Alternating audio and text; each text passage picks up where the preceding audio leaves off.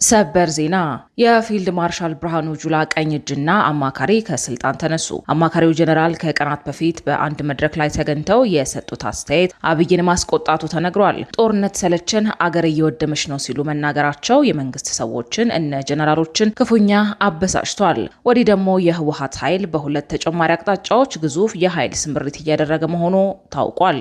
ይህ አዲስ ፖስት ሚዲያ ነው። የከበረ ሰላምታችን በያላችሁበት ይድረሳችሁ። ለአሁን የተደመጡ እናንተን የሚመጥኑ መረጃዎችን አጠናክረን መተናል። አስቀድማችሁ ቪዲዮን ላይክና ሼር በማድረግ አብራችሁ እንድትቆዩ ግብዣችን ነው። ዋና ዋናዎቹን እናስቀድም።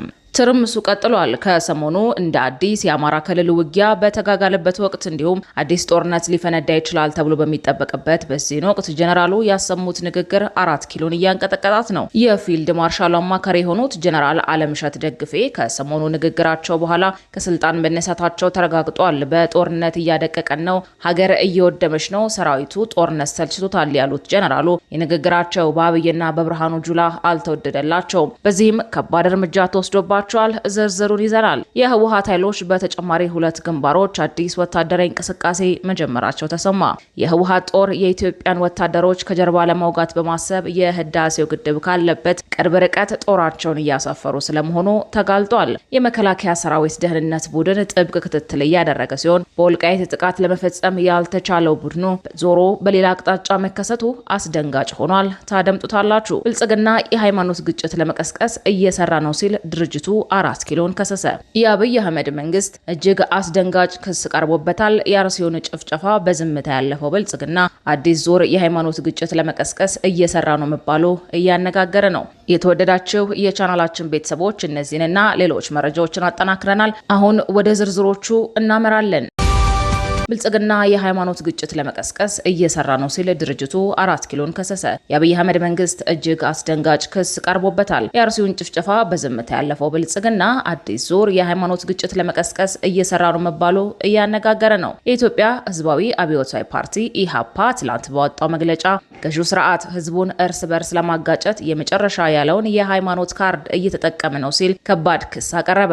ፓርቲው በቅርቡ በዳንግላና በባቲ ከተሞች የተፈጸሙትን የሃይማኖት አባቶች አሳዛኝ ግድያ በጽኑ በማውገዝ ምዕመናን ራሳቸውንና ሃይማኖታቸውን ከጥቃት እንዲጠብቁ ጥሪ አቅርቧል። በኢህአፓ መግለጫ መሰረት አገዛዙ ከስልጣን ከያዘበት ጊዜ አንስቶ ለዘመናት በወንድማማችነትና በመከባበር አብሮ በኖረው የኢትዮጵያ ህዝብ መካከል ግጭትና እልቂት እንዲፈጠር ሆን ብሎ ሲሰራ ቆይቷል።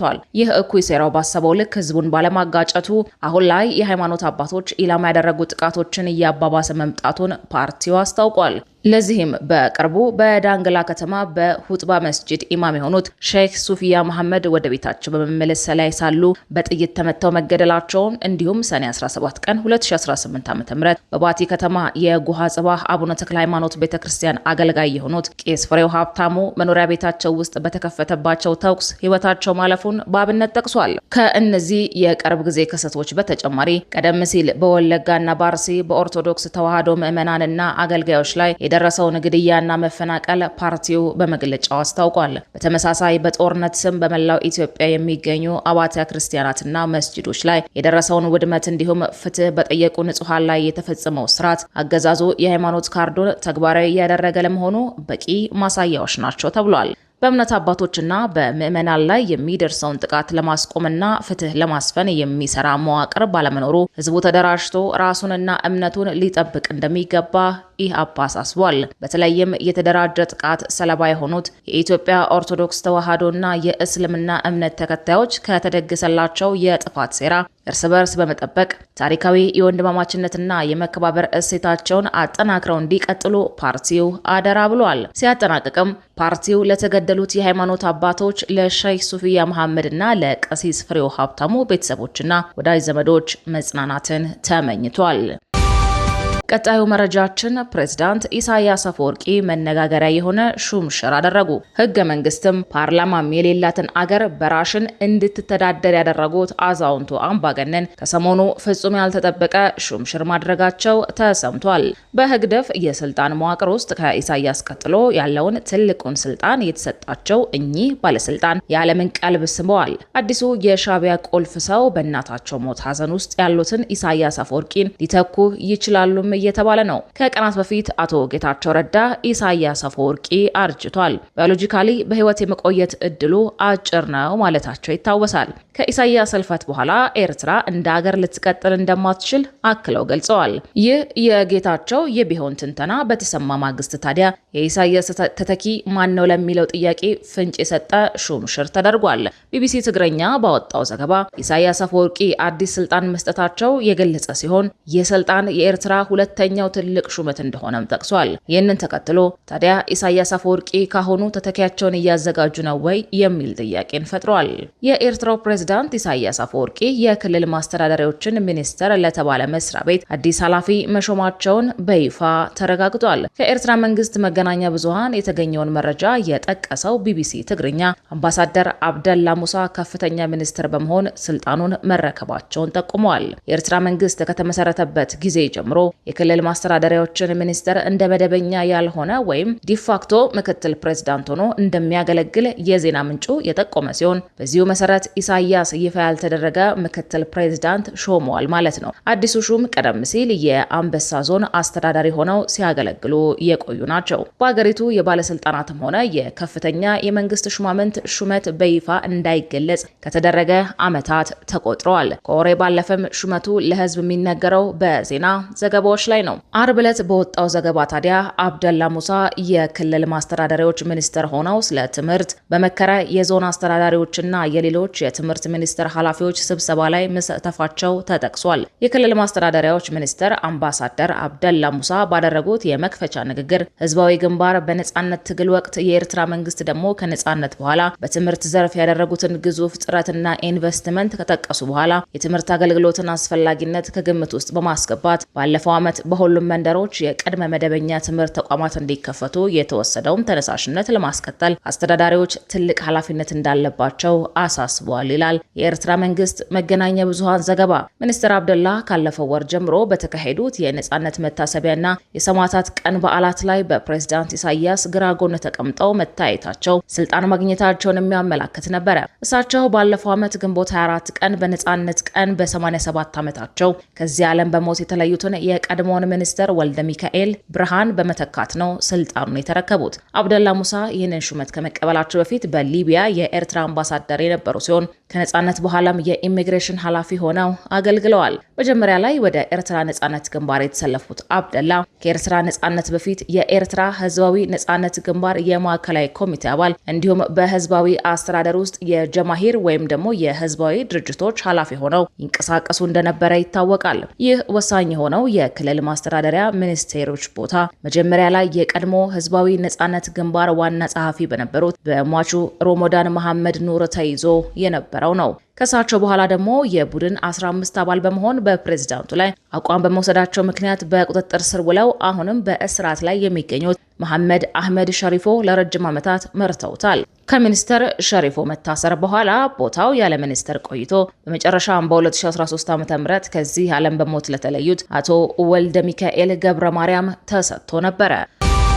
በሌላው መረጃችን ደግሞ የህወሓት ኃይሎች በተጨማሪ 2 ግንባሮች አዲስ ወታደራዊ እንቅስቃሴ መጀመራቸው ተሰማ ይለናል። የህወሓት ጦር የኢትዮጵያን ወታደሮች ከጀርባ ለመውጋት በማሰብ የህዳሴው ግድብ ካለበት ቅርብ ርቀት ጦራቸውን እያሰፈሩ ስለመሆኑ ተጋልጧል። የመከላከያ ሰራዊት ደህንነት ቡድን ጥብቅ ክትትል እያደረገ ሲሆን በወልቃይት ጥቃት ለመፈጸም ያልተቸው ቡድኑ ዞሮ በሌላ አቅጣጫ መከሰቱ አስደንጋጭ ሆኗል። የታመኑ ወታደራዊና የስለላ ምንጮች እንደጠቆሙት ህወሓት በወልቃይት ግንባር ሊሰነዘር ያቀደው ጥቃት ሙሉ በሙሉ መክሸፉን ተከትሎ የትኩረት አቅጣጫውን ወደ ቤንሻንጉል ጉሙዝ ወይም ታላቁ ህዳሴ ግድብ አቅራቢያ በመቀየር አዲስ የጦርነት ቀጠና ለመክፈት እየተንቀሳቀሰ ነው። ዋና ዋና የወታደራዊ እንቅስቃሴ ማሳያዎች አንደኛ የምሽግ መለወጥ። ቡድኑ በኤርትራ አዋሳኝ ድንበሮች አካባቢ የነበሩትን ጠንካራ ምሽጎች በመተው ኃይሉን ወደ ሱዳን ድንበር እያሸሸ ይገኛል። ሁለተኛ የሱዳን አልቡርሃን እጅ።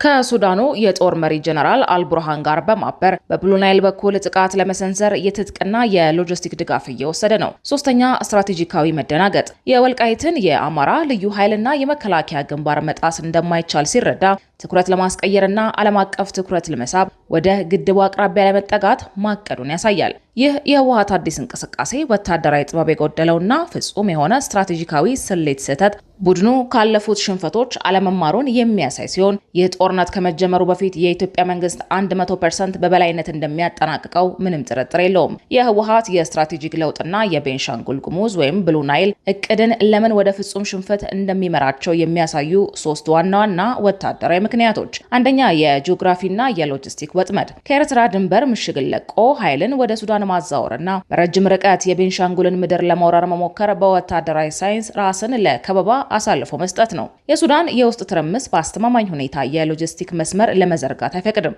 ሰራዊቱ በረሃማና ክፍት በሆኑ ቦታዎች ላይ ረጅም ርቀት ሲጓዝ ለኢትዮጵያ አየር ኃይልና ድሮኖች ቀላል ኢላማ መሆኑ የማይቀር ነው። ሁለተኛ፣ የሀገር መከላከያ ሰራዊት ስትራቴጂካዊ ዝግጁነት። የኢትዮጵያ መንግስት የታላቁ ህዳሴ ግድብና የቤንሻንጉል ጉሙዝ አካባቢን የብሔራዊ ደህንነት ቀይ መስመር ወይም ሬድ ላይን አድርጎ ነው የሚመለከተው። በዚህ ቀጠና ላይ የሰፈረው የኢትዮጵያ መከላከያ ሰራዊት እጅግ ዘመናዊ የታጠቁ የአየር መከላከያዎችን የገነቡና ለማንኛውም አይነት የውጭና የውስጥ ጥቃት ፈጣን ምላሽ መስጠት የሚችሉ ልዩ ክፍለ ጦሮች ናቸው። ህወሓት ወደዚህ ወጥመድ መግባት ማለት ዝግጁ ሆኖ ከሚጠብቀው እጅግ ግዙፍ ወታደራዊ ኃይል ጋራ መጋጨት ማለት ነው። ሶስተኛ፣ ከአልቡርሃን ጋራ የተደረገው ጥምረት ውድቀት ነው። የሱዳኑ መሪ አልቡርሃን ራሳቸው በሀገራቸው ካለው የድጋፍ ፈጣን ተንቀሳቃሽ ኃይል ጋራ በገጠሙት የእርስ በርስ ጦርነት ህልውናቸው አደጋ ላይ ወድቋል። ራሱን ማዳን ያልቻለ ኃይል ለህወሓት የሚሰጠው የጦር መሳሪያና ስትራቴጂካዊ ድጋፍ ስኬታማ ሊሆን አይችልም። እንዲያውም ይህ የህወሓት ስምምነት የኢትዮጵያን ህዝብ ይበልጥ የሚያስቆጣና የመንግስትን ህጋዊ እርምጃ ዓለም አቀፍ ተቀባይነት የሚያሳጣው ነው። ሌላኛው መረጃችን ትርምሱ ቀጥሏል ይለናል። ከሰሞኑ እንደ አዲስ የአማራ ክልሉ ውጊያ በተጋጋለበት ወቅት እንዲሁ አዲስ ጦርነት ሊፈነዳ ይችላል ተብሎ በሚጠበቅበት በዚህ ወቅት ጀነራሉ ያሰሙት ንግግር 4 ኪሎን እያንቀጠቀጣት ነው። የፊልድ ማርሻሉ አማካሪ የሆኑት ጀነራል አለምሸት ደግፌ ከሰሞኑ ንግግራቸው በኋላ ከስልጣን መነሳታቸው ተረጋግጧል። በጦርነት እየደቀቅን ነው፣ ሀገር እየወደመች ነው፣ ሰራዊቱ ጦርነት ሰልችቶታል ያሉት ጀነራሉ የንግግራቸው በአብይና በብርሃኑ ጁላ አልተወደደላቸውም። በዚህም ከባድ እርምጃ ተወስዶባቸዋል። ትርምሱ ወደ መከላከያ ጀነራሎችም አምርቷል። በአማራና ኦሮሚያ ክልሎች ያለው ግጭት እየተራዘመ በሄደ ቁጥር ጦርነትን የሚቃወሙ ጀነራሎች ብቅ ብቅ እያሉ ነው። ደርግ ከሻዕቢያና ህወሓት ታጣቂዎች ጋር በሚዋጋበት ወቅት በተለይም በመጨረሻዎቹ ወቅት ላይ የደርግ ወታደራዊ መኮንኖች በጦርነቱ መሰላቸታቸውንና የሚደረገውን ውጊያም የአንድን ግለሰብ ስልጣን ለማጽናት የሚደረግ ነው በማለት ደርግን ይክዱና ይኮበልሉ ነበር። ታሪክ ራሱን ይደግማል እንዲሉ ታዲያ ይህ ክስተት አሁንም እየተፈጠረ ይመስላል። ላለፉት 8 ዓመታት አገሪቱ በጦርነት ውስጥ ትገኛለች። ትግራይ፣ አማራ፣ ኦሮሚያ፣ ቤንሻንጉል፣ አፋር ከፍተኛ ውድመትን ያስከተሉ ውጊያዎችን ያስተናገዱ ክልሎች ናቸው። መንግስት ጦርነቶቹን በፖለቲካዊ ንግግር ከመፍታት ይልቅ ወታደራዊ እርምጃን ብቻ አማራጭ ማድረጉ የሰራዊቱን ጀነራሎች ልብ እያሸፈተ ነው። ልባቸውን ካሸፈቱ ጀነራሎች መካከል የፊልድ ማርሻሉ አማካሪ ጀነራል አለምሸት ደግፌ አንዱ ናቸው። ጀነራሉ ከሰሞኑ በነበረ አንድ መድረክ ላይ 8 ዓመት ሙሉ ተዋጋን። የሀገር ሀብት ከማውደም ውጪ ምንም የምንፈጥረው ነገር የለም። ጦርነት ውስጥ በቆየን ቁጥር ሰራዊቱ እየተሰላቸ ነው በማለት ተናግረዋል። ይህ ቦምብ የሆነ የጀነራሉ ንግግር በብሔራዊ ቴሌቪዥን ከተላለፈ በኋላ አብይ አህመድና ፊልድ ማርሻሉ በንግግሩ ደስተኛ ለመሆናቸው ተዘግቧል። ይህንን ተከትሎ ጀነራሉ ላይ አፋጣኝ እርምጃ የተወሰደ ሲሆን ለጊዜው ከስልጣን ታግደው እንዲቆዩም መወሰኑ ታውቋል። ክቡራትና ክቡራን የአዲስ ሚዲያ ፖስት ቤተሰቦቻችን ለሰዓቱ የተዘጋጀው መረጃ ይህንን ይመስል ነበረ። መረጃዎቻችንን እስከ ፍጻሜው ድረስ ስላደመጣችሁ ከልብ እናመሰግናለን።